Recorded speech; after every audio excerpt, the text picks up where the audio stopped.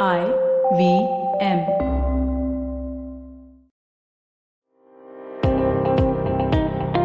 Welcome to All Things Policy, a daily podcast supported by Pragati, a flagship media initiative of the Takshashila Institution. We're a bunch of policy nerds based in Bengaluru, and we like to bring a fresh perspective to Indian affairs and an Indian perspective to global affairs. So grab a cup of coffee, sit back, and join us for today's chat.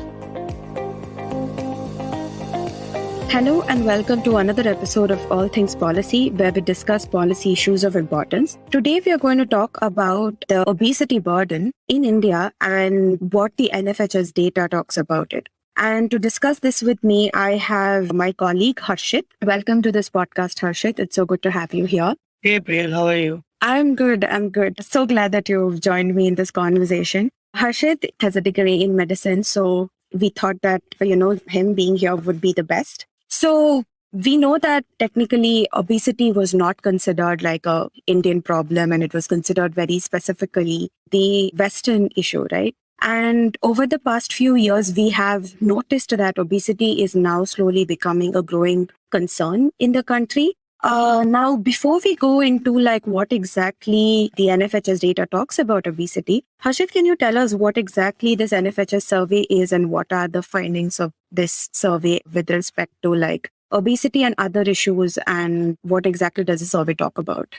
So NFHS is the National Family and Health Survey. It has been done, I think, from somewhere around 1992 at a regular interval of 5-6 years. The latest one was 19 to 21. It's like usually done in 1 year, Right. but because of the pandemic, it got like a little stretched. Okay. It's like 19 to 21. Yeah. So this is basically a survey in which the government, basically the Ministry of Health and Family Welfare, sends out people to collect data. They have it's a pretty long questionnaire. They have a long questionnaire in which they ask you all kinds of questions. They ask you, for instance, how many times did you have urinated during last week? They ask you what kind of contraceptives do you use. They ask you how much do you eat. They try to like gauge malnutrition, stunting, anemia, all kinds of health-related indicators. Right. And basically, they also try to include things like marriage, age at marriage. So it's slowly they are trying to... Pretty comprehensive. Yeah, it's like pretty comprehensive. Although people tend to like make a lot of... So the thing is, the sample size is not quite good enough to make micro inferences. Okay.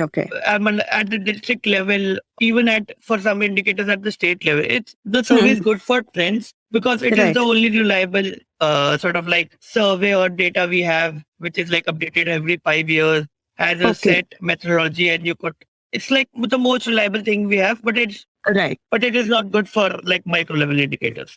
Okay. Right. So, like, when it comes to the survey, what does it actually talk about, like, obesity? Does it specifically mention obesity and, does it give out, like, specific numbers about it for our country? Yeah. So, there are a lot of interesting findings from the survey.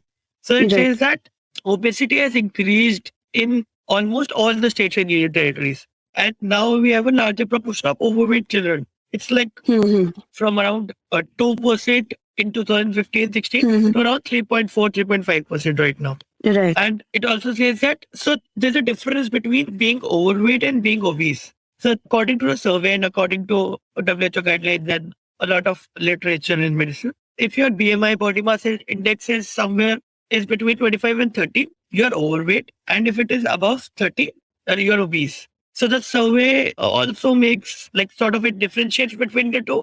But what people tend to focus on is more than 25. Right. Because the proportion of people who are more than 30 is like not as large as what we see in developed countries. There are a lot of interesting findings. For instance, if you come in the top 10%, you are 4 times more likely to be overweight if you come in the poorest. It's basically, to simplify, it's like the more wealthy you get, the more the chances increase of you having a larger BMI. Right. So it's a little opposite to what we see in Western countries, because in some countries, in places in Europe, you see that the poor are more obese because they don't have access to healthy food. Right. But India is right now at a place in its trajectory where poor don't have access to food and the rich have access to more food and they're moving less. Right. So everything adds up, and you have the rich being more overweight. Yeah. They Yeah. have more access to more food and, different varieties of food, right? Whereas for the poor, they are dependent on basic like food is their basic bare minimum necessity that they may not have access to. Yeah, in India, you can see what is called as a double burden. Right. So we have people who are at this end of the spectrum who are like deficient in nutrition, undernutrition, they have undernutrition. And Right. now we also have a growing proportion of people who are overweight. Right. So we Right. now have to deal with both of them. We also have to deal with people who are underweight, help them out, and we also have to deal with people who are overweight. And with being overweight, there are a lot of problems that come with it. Right. And like generally, I think in the past, India has focused mainly on malnutrition, right? The government has mainly focused on malnutrition, and it made sense, I think, 10 to 15 years ago. Even I think until 2010, it would make sense for us to have schemes on malnutrition and stuff like that. And we have schemes targeted very specifically towards like the poor people, as well as like even have focusing mainly on different age groups of kids, starting from pregnant women to nursing women to young babies, as starting from 0 to like 18 months to 36 months, and are going to like toddlers, early school going kids. So multiple different schemes have been introduced in our country in the past, and it is still ongoing. Just because we understand now that obesity is a growing concern, we are not dismissing the fact that malnutrition is still a problem in our country. But like one of the things that I wanted to ask you, Harshit, was why do we consider, obesity to be such a rich world problem, and that, it's not something that India has sort of like wrapped its head around, that this is a growing concern, according to you? So if you talk about like a few decades ago, around maybe 15, 20, 25 years back, this was somewhat true. We were like the burden of undernutrition, the burden of not having enough food, the diseases associated with not getting enough nutrition, enough calories was quite large. And like if you like look at pictures of your grandparents, and maybe if you look at pictures of your people of your grandparents' generation, you'll see that most of them, it would be quite difficult to find, Yeah. or your great parents' parents. It would be like quite Yeah. difficult to find people who are on the higher side of the BMI. But if you look around today, you'll see that a lot of people, at least people in our strata who are like urban, middle class, upper class, like comfortable, we have access to food, and our jobs don't require us to do like a lot of manual labor. Our energy expenditure is like quite less. You'll see a lot of people who are obese or overweight. Right. So this was previously a Western concern, but today, so the interesting thing is around 65, 70, more than 70% of obese people now live in low and middle income countries. Oh, okay. So from the high income countries, the developed countries, this problem is like Now moving this also. towards this. Yeah. Yeah, they also have this problem right now. But if you look at figures, particularly from North America, basically from the United States, you will see that obesity is a large concern of theirs. So yeah, I think it has more to do with changing of lifestyles, urbanization, access to fast food, and our food having more oil, sugar, carbohydrates packed into it. And also, I think occupation wise, right? Like few years ago, even up until the 90s, the main occupation was primarily agriculture and manual labor, and very physically,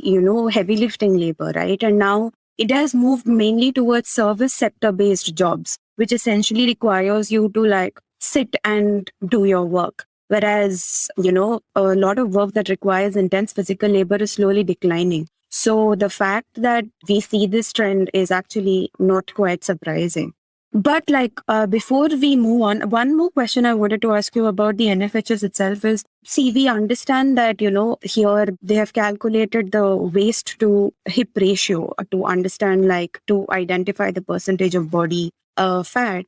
And with that also, so this survey is mainly a population survey, right? When we're talking about surveys like this, and when it comes to health related issues, when we're talking about obesity and malnutrition and everything, it differs from person to person and stuff. So in this kind of sense, how does this, what is the significance of doing such a huge survey and like relying solely on numbers? So I think what you're talking about is basically the difference between sort of a community approach and a individual Yeah, right? right. Exactly. Yeah. If you're talking about, so the waist to hip ratio, this is the first time the survey has added this measurement. They previously used to calculate only BMI. So if you talk about waist to hip ratio, they've added this because it gives you a better idea of basically abdominal fat. So Okay. abdominal fat added with BMI gives you a way better indicator of being at risk of metabolic diseases, of diabetes, hypertension,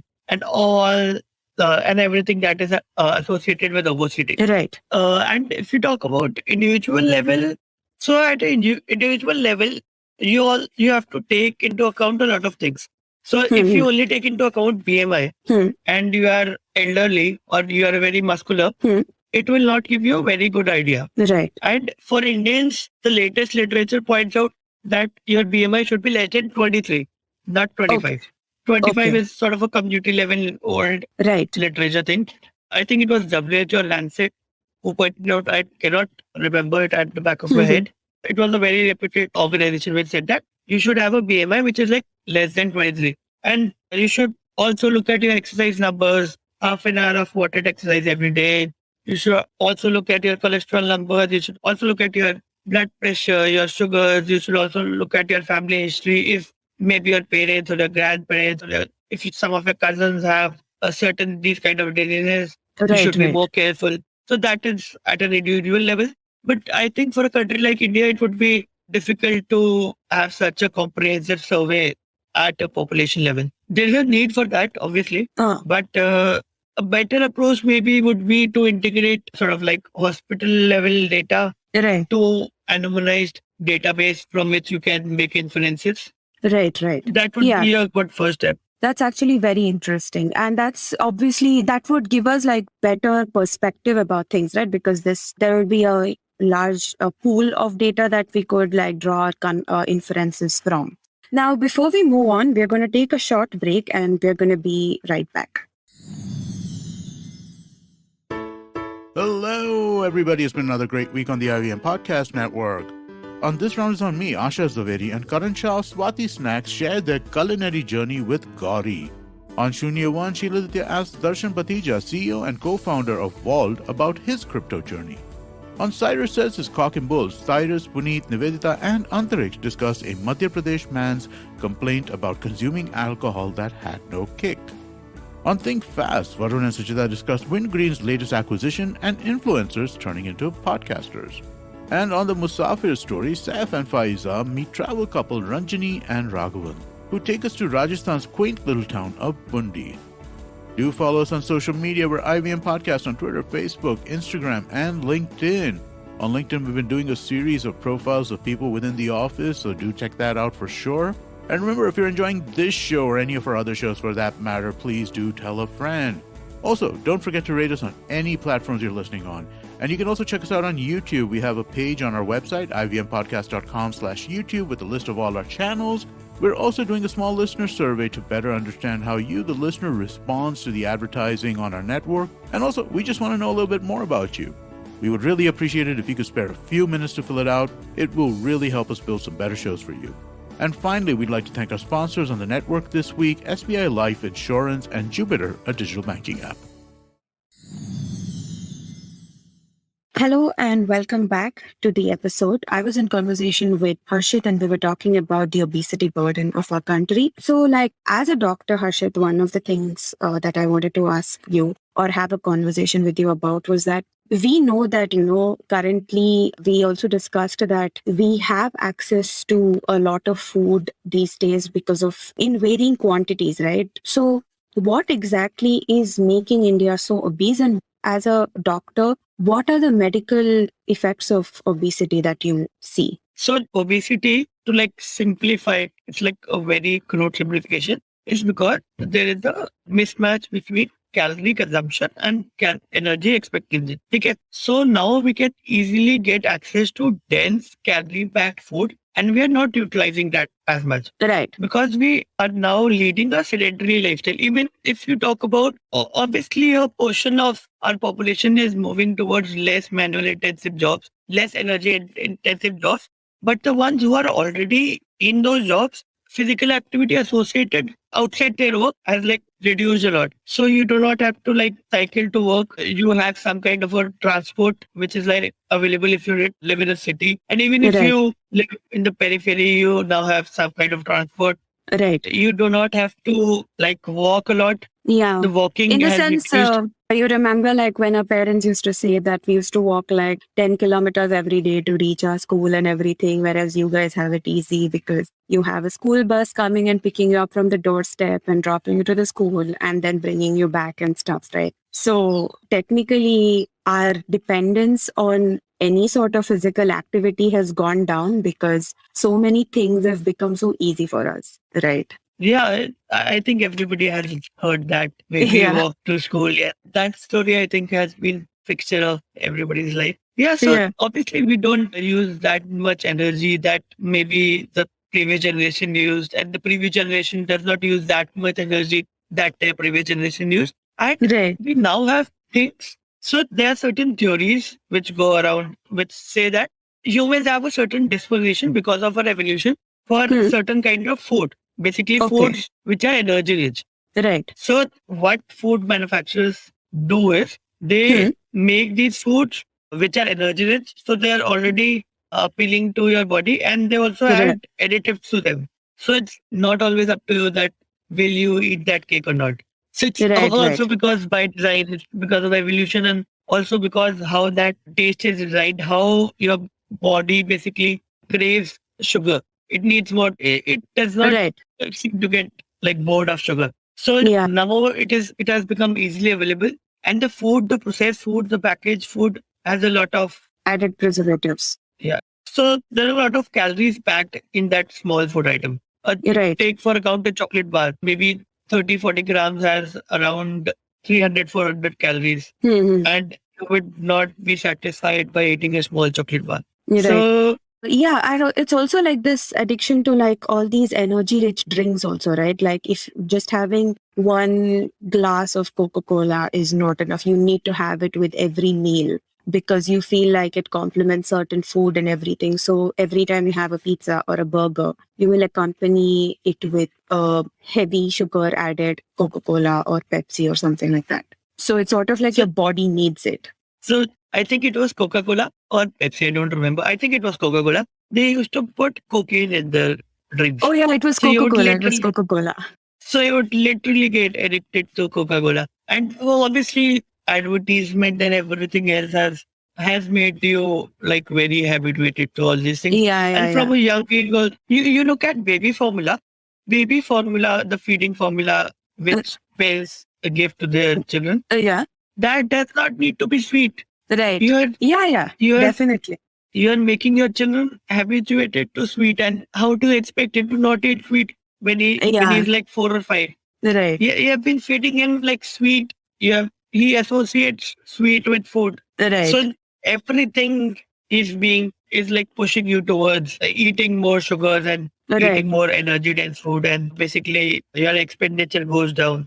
And so if you look at one extreme, you can look at US. So if you look at sizes, portion sizes, maybe you go and order a glass of Coke in a restaurant in Hmm. US, and you order the same glass of Coke at a restaurant in Europe. The size difference is huge. So you Oh, will get a huge glass in the US, and you will get a much smaller glass in Europe. wow. So Okay, the portion size also, if you get one glass, you are more likely to like finish it. And right. if everything is huge, you see that as normal. So if you get Yeah, one yeah, glass yeah. of Coke, you drink it up. Why would you leave it? Definitely.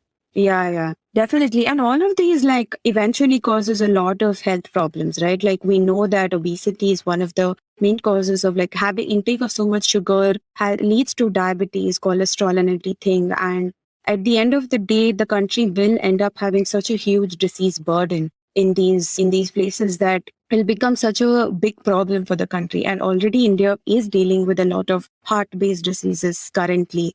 We have a huge burden of those diseases already. So, obesity this trend continues. It's going to become a huge, huge, huge problem. Yeah, obesity does make you more likely to get diabetes Hmm. and more likely to suffer from stroke, paralysis, Right. have a uncontrolled blood pressure. And obese people are more likely to get like certain kinds of cancers. Right. And recently, if you are obese, you are more likely to die from COVID. So obesity, it like affects all your systems, has a adverse effect on almost every part of your body. So there are problems from being obese, and there are problems associated with being obese, and obesity is basically the causation of a lot of problems.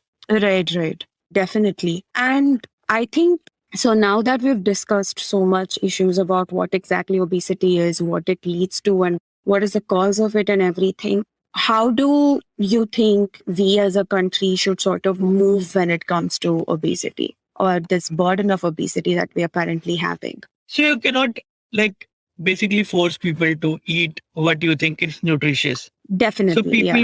Yeah. people will eat whatever is cheap, tasty, Yeah. and accessible. Right. You cannot, if you say, for instance, you said broccoli is more nutritious than potatoes. This is a very crude example. So unless broccoli is at least as cheap as potatoes, and there's a change in the population which says they now accept broccoli as a part of their cuisine or as a part of their daily diet, their meals, it will not be a stable part. So if the government sort of like, the government will have to regulate, because we'll have to regulate advertisement.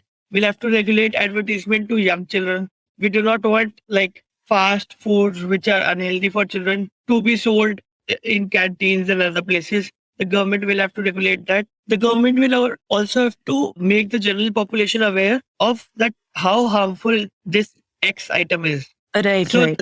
they're like starting a program. It's called Health Star Rating. So they'll, if you look at any packaged food packet, you'll see at the back of the packet there's a small label which says this has X calories, Right. Right. Y with this much fat. Yeah. Right. So what Right. they're doing is they're doing a front packaging. Well, they do the front labeling where they'll give out 5 stars. Right. So how healthy this is. There has been some criticism for this, that this is not enough, or You need to do but more. it's a start. It's a start. Yeah, it's a start. It's a Definitely. better direction. Yeah. Also, I think when it comes to, making people aware, I know early back in the 90s, when I was a child, we would see like this polio advertisements and everything. And I know that these advertisements in national television and everything did help significantly, which was one of the ways to sort of reach out to a wider population, right? Even with respect to overpopulation, over the past 10 to 15 years, we've seen how awareness had played a significant role in sort of, convincing a lot of families to go for nuclear family rather than have a lot of children and stuff. So I think your point about, making people aware is one of the first steps to go about it. And not just in terms of obesity, because with malnutrition, we're already doing it, right? But even with now, along with malnutrition, focusing also giving some amount of attention even to obesity and talking about the problems associated with it and where the problem lies, I think is one of the initial ways to go about it. Yeah. So I think the polio program, the advertisement played a huge role in making people come to the vaccination stations. Yes, we do need sort of a push from the government which says that, oh, so don't eat this, Right. exercise more, and you'll be fine. Yeah. So something along those lines. And so the thing with polio was, it was like super accessible. Right. You also have to make healthy food accessible and like cheap. Right. You cannot expect if you like go to a shop and you get some sort of like biscuits for 10 rupees. Yeah. And if you try to maybe, I don't know, buy broccoli and you don't get it for 10 rupees. So that's not, if you get it for 50, it's like, who would eat broccoli Yeah, for it's 50 sort of rupees? like when you go to a restaurant and a bowl of salad is say 350 $400, whereas a bucket of chicken is oily fried chicken is $250. Obviously people are going to go for the bucket of chicken, right? They're not going to go for a bowl of salad because they're saving some money there. So I think your point of making healthier food more accessible and more cheap would be another way to go about it. Yeah, I had so many internal fights over ordering the salad. It would be like Oh, same. 400, Yeah. 400 Yeah. salad. It's Definitely. lettuce. Exactly. Mostly the result is, oh, I'll buy it. I'll get home, I'll buy it, and I'll make it myself. Yeah, Exactly. let's And then it never happens. yeah, and let's order a fried something tasty for 200 and eat it and be happy. Then eating a True. salad and being sad. Exactly. And that's sort of like a thing that I think even kids learn at a very young age, right? Because when they are buying food, the parents also will look at the cost and they'll be like, oh, wait, this particular thing it may not be super healthy, but at least it's not as expensive. So since it's not something that we're going to have often, let's go and buy this. And then if the kids like it and they, constantly like force their parents to buy it, after a point they will buy it, and once they get addicted, then they'll obviously keep having that. So So I think we need to tell the listeners why we are talking about examples which appear to be like wealthy examples, because yeah, right now obesity is a rich man problem right now. yeah. The poor, they do suffer from obesity, but not as much The percentage as is, I think, significantly low. I think even in the NFHS data, it shows that in India, at least, the problem right now with respect to obesity is seen more in the urban population than in the rural population, right? yeah, and And even yeah, more in the wealthier. right, The right. wealthier population have. Right, right. So it makes sense for us to focus more on it right now. And because even now the India's poor still suffers from malnutrition, which is why the schemes and stuff are still ongoing and we still are battling with that. We are not another thing we want to make clear to our listeners is also that by talking so much about obesity, we're not dismissing that the focus on malnutrition should not, we're not saying that there should not be focus on malnutrition. We're not dismissing that problem. It's just that this is another obesity is another problem that we need to start thinking about and coming up with ways of managing it before it becomes like a huge crisis in the country. Yeah, but I think we ourselves are working on undernutrition, malnutrition. I'm working on a project in Karnataka, and you're focusing on tribal areas, right, Priya? Yeah, I am focusing on tribal areas. I've not started it yet, but I aim to start it sometime soon. My target population is to see what are the schemes for malnutrition for the tribal population and what exactly is happening in that side. So, one, I'll be Yeah. starting So that we soon. are obviously we are putting our money where our mouth is. Yeah. But Yeah. obviously, you have to prevent obesity from becoming as large an issue as undernutrition, and it Definitely. is Yeah.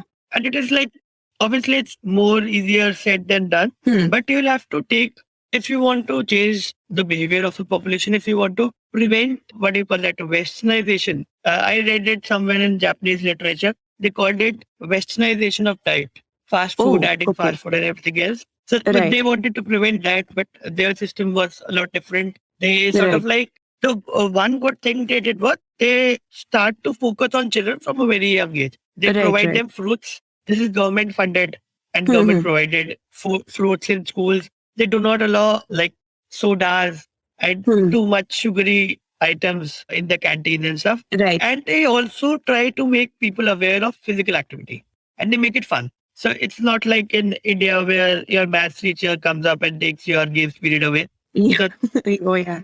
That's a recurring problem here, isn't it? Yeah. yeah, so we also do not focus too much on like physical activity. Yeah. We should focus and you have to make people realize that physical activity is quite important for you.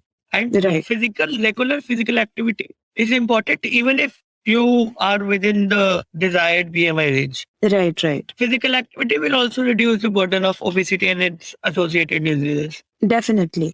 And I think to reiterate what you said, before this becomes like a massive problem, it's okay to start early when we know that there are some initial signs about a certain thing, right? In sort of like COVID terms, before it becomes like a huge wave, it's better to start thinking of possible solutions. Yeah, it's like I don't think it's early. I think it's the perfect timing. You're right. It's you like stop it before you have to like spend a lot of your resources on Yeah, yeah. changing people behavior and trying to like ban certain food items and stuff. If you Right, right. if you make the population's diet and taste towards a more nutrition and healthier diet, you there would be no need to regulate the market. Right, But right. you won't have to like ban Coca-Cola, Pepsi. Yeah. Oh, that would be counterproductive, obviously. But I think something like putting a label on it will force Coca-Cola to maybe, I don't know, make all of it. These are actually some really interesting points, Harshit. And thank you so much for joining me on this episode and giving your insight about the NFHS data and the obesity and the problems associated with it. It was nice having you here with me. Thank you, Priyal. Thank you so much for inviting me. And to all our listeners, stay tuned for the next episode. Thank you and goodbye. Stay safe.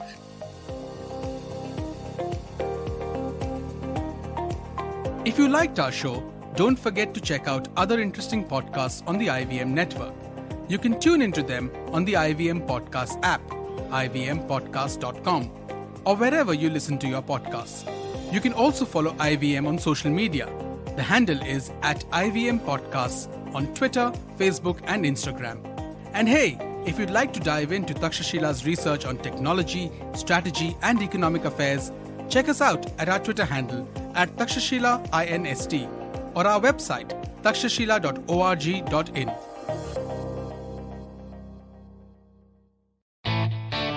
A wise man once said, traveling, it makes you speechless, then turns you into a storyteller. Well, listen to such travel stories and experiences exploring India on the Musafir Stories with us, Saif and Faiza. Catch us on the IVM website, app, or wherever you get your podcasts from. There's a quick survey to fill out on ivmpodcast.com/survey. It lets us know a little bit more about who's listening to us. And you know what? We're going to do a few prizes. So, we'll do a random drawing of maybe 10 people and we'll send you all some swag. Remember, that's ivmpodcast.com/survey where you can fill out the survey.